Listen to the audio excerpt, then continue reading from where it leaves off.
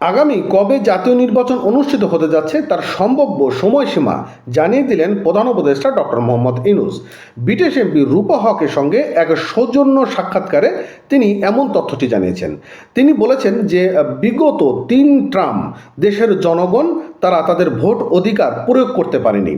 তো আগামী জাতীয় নির্বাচন অনুষ্ঠিত হতে যাচ্ছে। কবে নির্বাচন হতে যাচ্ছে সম্ভাব্য সন এবং তারিখও তিনি জানিয়ে দিয়েছেন, সেটি আজকে ভিডিওর মধ্যে থাকতে যাচ্ছে।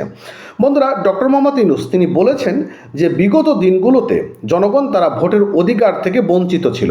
তো আগামী জাতীয় নির্বাচন অনুষ্ঠিত হবে এবং সেই নির্বাচন হবে অবাধ এবং সুষ্ঠু নির্বাচন। সেখানে দলবল সবাই অংশগ্রহণ করতে পারবে। দেশের জনগণ যেন তাদের ভোট অধিকার দিতে পারে, ভোট অধিকার প্রয়োগ করতে পারে, এমনই একটি সংস্কার আমরা দাঁড় করাচ্ছি।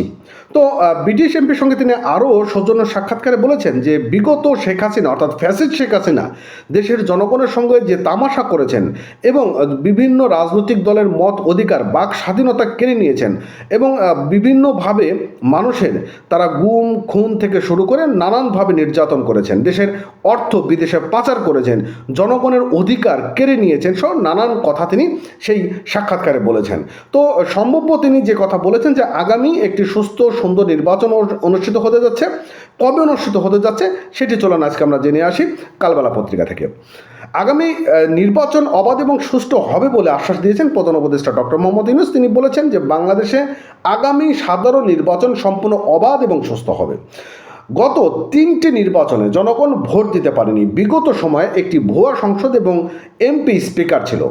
শনিবার অর্থাৎ 4 জানুয়ারি রাষ্ট্রীয় অতিথি ভবন যমুনায় ব্রিটিশ এমপি রূপা হকের সঙ্গে সাক্ষাৎকারে তিনি এমন আশ্বাস দেন, এক প্রতিবেদনে এইসব নানান তথ্যগুলো উঠে আসে। এবং ডক্টর ইউনূস বলেছেন যে সারা দেশের মানুষ এখন তাদের কণ্ঠস্বর ফিরে পেয়েছে। তাদের কণ্ঠস্বর জোর করে কেড়ে নেওয়া হয়েছিল।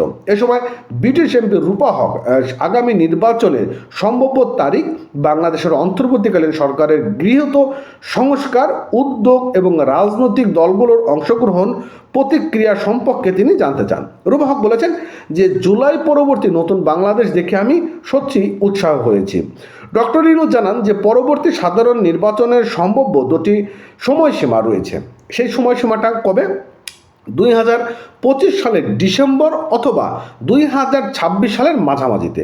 তবে জনগণ কতটুকু সংস্কার চায় তার উপর নির্ভর করছে নির্বাচনের তারিখ।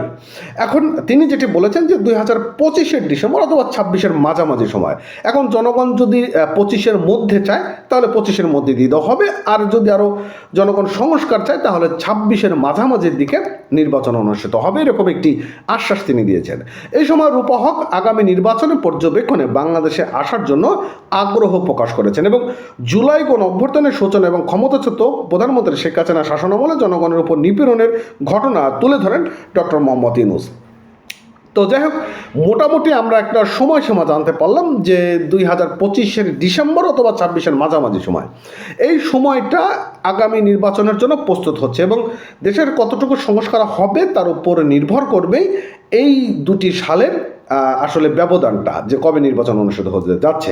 এখন আপনার কি মতামত রয়েছে, আসলে কবে নির্বাচন হওয়া উচিত বলে আপনি মনে করেন, তা অবশ্যই কমেন্ট বক্সে জানিয়ে দেবেন। তো এতক্ষণ সঙ্গে থাকার জন্য ধন্যবাদ।